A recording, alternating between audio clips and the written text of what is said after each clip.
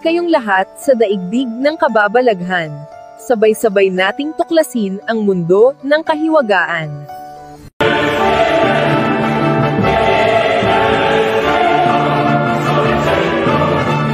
Ano ang gagawin mo kung malaman mo na may mas nauna pang mga sibilisasyon sa mundo bago pa man mabuhay ang mga tao?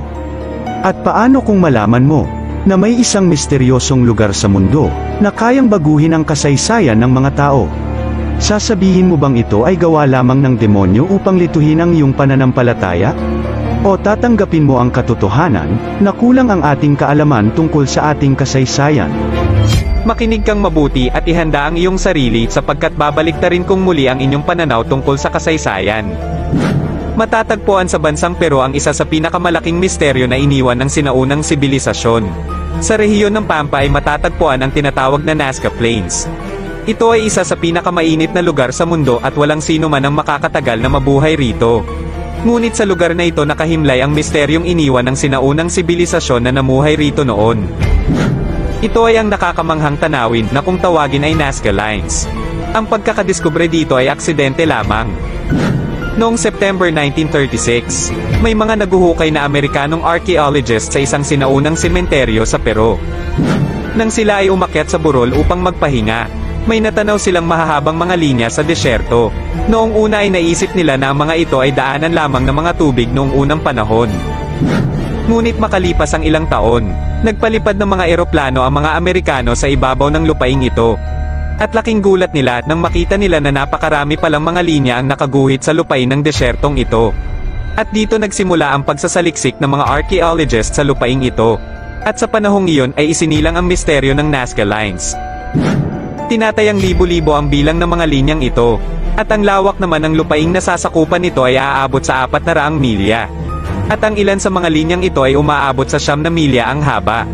Kapag ikaw ay lumipad sa ibabaw nito, makikita mo sa lupaing ito ang mga higanteng linya na ginuhit ng mga sinaunang tao. Ang ilan sa mga linyang ito ay magkakaugnay sa isa't isa, ang iba naman ay mga diretsyong linya, at ang ilan naman ay tila mga higanteng larawan ng mga hayop at mga geometric figures.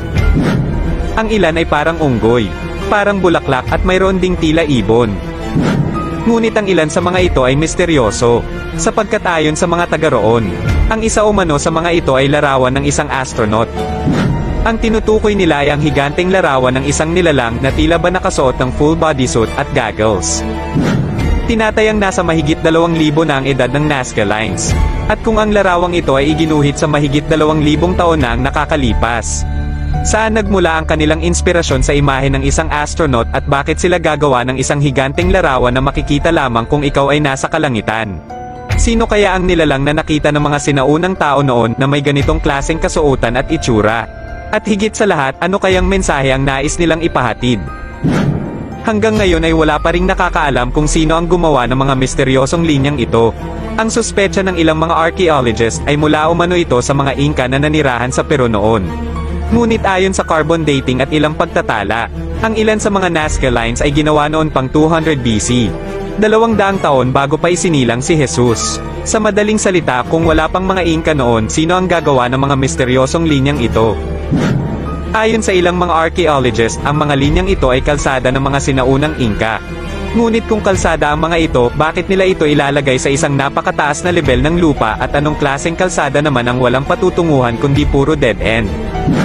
Ang German mathematician na nagngangalang Maria Ricci ay nahumaling sa misteryong nakabalot sa Nazca Lines. Siya ay naniniwala na ang mga linyang ito ay nagsisilbing astronomical calendar at may kinalaman ito sa mga konstelasyon ng mga bituin. Inilaan niya ang kanyang buhay upang matuklasan ang lihim na nagkukubli sa mga linyang ito. Ngunit sa kasamaang palad ay hindi ito nagtagumpay sapagkat pumanaw na ito na hindi nadidiskubre ang mga sikreto nito. Sa mga katabing lugar ng Nazca ay may matatagpo ang mga sinaunang sementeryo, mga ritual centers at religious centers. Isa itong indikasyon na ang Nazca Lines ay may koneksyon sa mga ritual at mga religious activity ng mga taong nakatira sa lugar na ito noong unang panahon.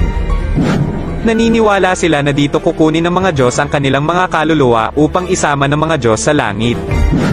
Posible kaya na ang mga Diyos na kanilang tinutukoy ay ang mga alien na bumaba sa mundo noong unang panahon? At posible kaya na ang langit na kanilang binabanggit ay ang planeta o ang mothership ng mga alien na ito? Sa unang pagkakataon na makita mo ang mga linyang ito ay siguradong ikaw ay mapapatanong sa iyong sarili kung para saan ang mga ito. Ano kaya ang dahilan kung bakit ito ginawa ng mga sinaunang tao noon? Para kanino kaya ang mga ito at ano ang mensaheng nais nilang ipahatid? Paano nila nagawa ang perpektong tuwid na linya sa lupa kung wala naman silang kakayahan na tumanaw mula sa himpapawid? Ang sumulat ng kontrobersyal na libro na pinamagatang Chariots of the Gods na si Eric von Daniken ay naniniwala na ang mga dambuhalang guhit na ito ay nagsisilbing paliparan ng mga sasakyan ng mga taga-ibang planeta. At marahil ginawa raw ang mga linyang ito sa pamamagitan ng pagsunod sa instruction mula sa isang sasakyang panghimpapawid. Sapagkat ang mga ito ay makikita lamang kung ikaw ay nasa kalangitan. At maaaring ginawa ito ng mga sinaunang tao noon bilang pang-akit sa mga nilalang na matatagpuan sa langit o mga alien. Ang isa pang nakakamangha sa lugar na ito ay ang isang higanteng linya na matatagpuan sa bundok. Ito ay isang higanteng bundok na matatagpuan din sa Nazca.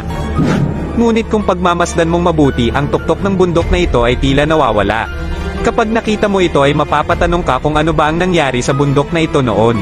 Bakit hihiwain ng mga tao ang isang higanteng bundok na ito? At bakit nila papatagin ang ibabaw ng bundok na ito para lamang gumawa ng mga linya? Sa mga hindi nakakaalam ay kailangan mong mag-google ng ilang dekada upang matapos ang mga higanteng sining na ito na walang gamit na modernong teknolohiya. At kung ganun katagal ang panahon na kailangang ilaan ng tao upang matapos ito, ibig sabihin ay mahalaga ang function ng mga linyang ito. Ngunit ang tanong lamang dito ay kung ano ba ang mahalagang function na iyon noong unang panahon. Sapagkat ang mga tao ay hindi naman magpapakapagod na gawin ang isang bagay kung wala itong mahalagang function. Ang nakakapagtaka pa dito ay kung bakit hindi ito pinapalabas ng mga media sa kanilang documentation. Dahil ba mukha itong isang runway ng isang alien spacecraft? Marahil ang dahilan kung bakit ayaw ng media na ipalabas ang bahaging ito ng Nazca Lines ay dahil sa oras na makita ito ng mga tao ay may mabubuong tanong sa kanilang isipan. Sa madaling salita, ayaw nila na magtaka at magtanong ang mga tao tungkol sa nakaraan. Napakaraming misteryo ang bumabalot sa Nazca, at hanggang ngayon ay wala pa ring konkretong paliwanag kung ano at para saan ba ang mga ito. Bakit magpapakapagod ang mga tao noon na patagin ang tuktok ng bundok para lamang maglagay ng isang higanteng linya? Ano kaya ang pumasok sa isip ng mga sinaunang sibilisasyon at kailangan nilang maglaan ng ilang dekada at taon para sa trabahong ito? Dahil sa laki ng mga larawan at guhit ng mga ito at dahil sa katotohanan na makikita lamang ito kung ikaw ay nasa himpapawid. Ito ay nagmumungkahi na ang Nazca Lines ay hindi ginawa upang matanaw ng mga tao sa lupa. Dahil ang mga ito ay kanilang ginuhit noon upang ang mga ito ay makita ng isang Diyos na nasa langit. Sa bahaging norte ay matatagpuan ang lugar ng Ica. Sa lugar na ito nadiskubre ang tinatawag na Ica Stones. Ang mga ito ay nakatago sa loob ng isang kuweba.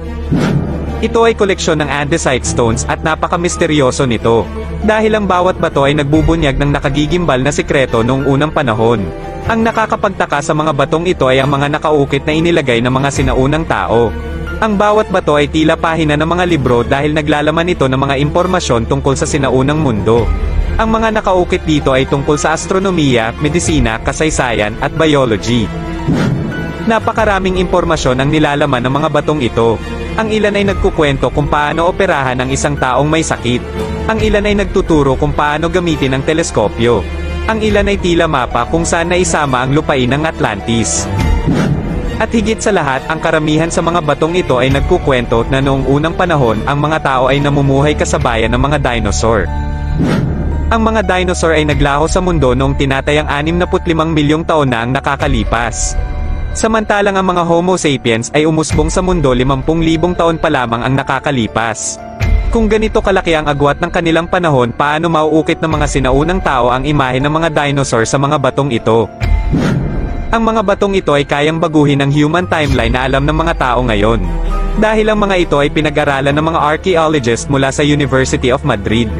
At ayon sa pag-aaral na iyon, ang ilan sa mga batong ito ay 100,000 taon na ang edad. Ano kayang sibilisasyon ang nabuhay sa mundo 100,000 taon na ang nakakalipas? Posible kaya na may mas nauna pa sa Sumerian civilization? At posible ba na sobrang tagal nang naninirahan ng lahi ng mga tao sa planetang ito? O baka naman hindi mga tao ang nabuhay sa mundo noong mga panahong iyon? Ang Nazca Lines at Ica Stones ay nananatili pa ring misteryo hanggang ngayon at ipinapakita ng mga ito na marami pang dapat malaman ng sangkatauhan tungkol sa kanilang pinagmulan. Lagi mong tandaan na ang pagtalakay sa mga usaping humahamon sa ating kaalaman tulad nito ay hindi kabaliwan. Sapagkat ang tunay na kabaliwan ay ang patuloy mong pagkapit sa mali mong pinaniniwalaan kahit na ang mga ebidensya ay inilatag na sa iyong harapan. Ano ang masasabi mo, kaibigan? Maaaring mag-iwan ka na lang ng iyong komento sa ibaba para sa magandang usapan. Naway biyayaan kayo ng supreme ng pag-ibig at katotohanan ng kalawakan.